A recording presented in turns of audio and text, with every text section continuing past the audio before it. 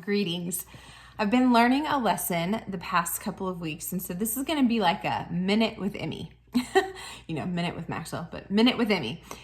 Because I think this lesson that I'm learning is a really important lesson that can really help so many of us who are running a network marketing business. So we are in an incredible business model, but this business model is oftentimes faced with rejection. We become vulnerable. We invite people to come and do this business or to try these products with us because we really believe in them. We really believe in the success of this person. We really believe that these products can help this other person. And so we offer, and a lot of times we get rejection. It's a rejection not to us, but to what we're offering. So we have to keep that in mind always. But I had a girl that I have known for 25, 30 years who loves network marketing. She had been involved with a different network marketing company even before I started Plexus. She and her husband worked together. They got to the top of this company, and then something happened with their company and it folded. And so they moved on to more conventional jobs. And I have talked with her for years and years and years about doing Plexus with me. And she has always been so encouraging, but she's just not at the place where she wants to join me.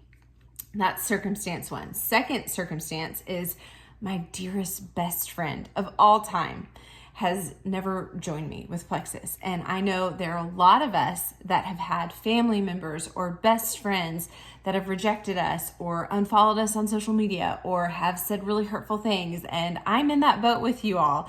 That has happened to me so many times, and that can get really hard, and that can really play with our minds and our hearts and our emotions. And so my best friend of all time, she and I talked about doing Plexus before I ever joined. And it was one of those things of like, okay, if you do it, I'll do it. And then when I did it, she didn't do it. And so that has been something where like it would have been easy to get in my head about it. So those are my two situations here. Well, circumstance number one, I met with that girl today. We had coffee, and it was just so interesting. It was a beautiful reminder that if you are a believer, the Lord's timing is so important, and it's so much better than your own. And so I got to have coffee with this girl who I love deeply. And she's going through a lot of things personally. It has nothing to do with me.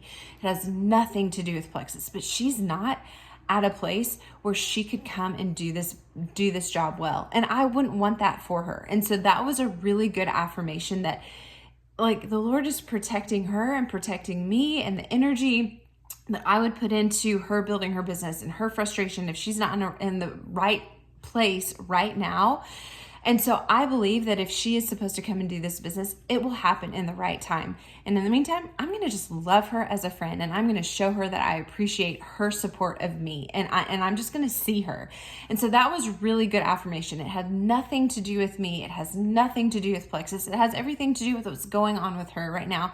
And sometimes people just aren't ready. And so I, without revealing anything going on with her, I was just so thankful that I did not push into her doing this with me, or I didn't get my feels all up in there and sad that she wasn't joining me when she had stuff going on.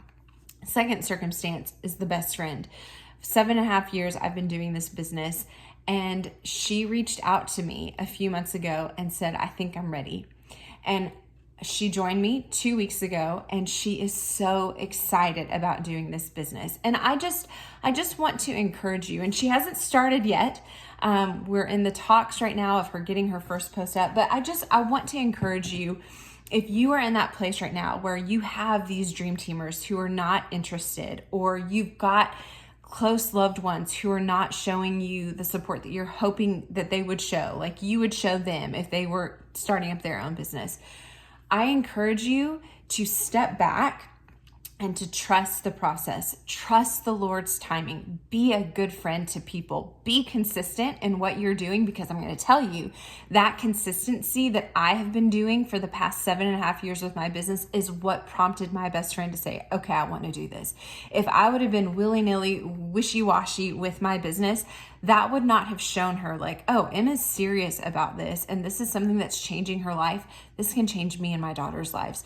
And so I encourage you to step back, know that it's not you, and trust the process. Love your people well, and don't just wait for that one dream teamer to come around, because they may not. It may never be their time. So don't put all of your eggs into that basket. Go and continue to love on people, invite people to come and do this business with you, pour into those people, tell people over and over why you think they'd be amazing at this, and then don't be attached to the results, because it may not be their timing. It may never be their timing, but it might be their timing 7.5 years down the road. So don't give up. Don't be discouraged. Be consistent. Fall in love with what you're doing. Love your people well. Don't be attached to the results, and trust the Lord's timing. I hope this is helpful.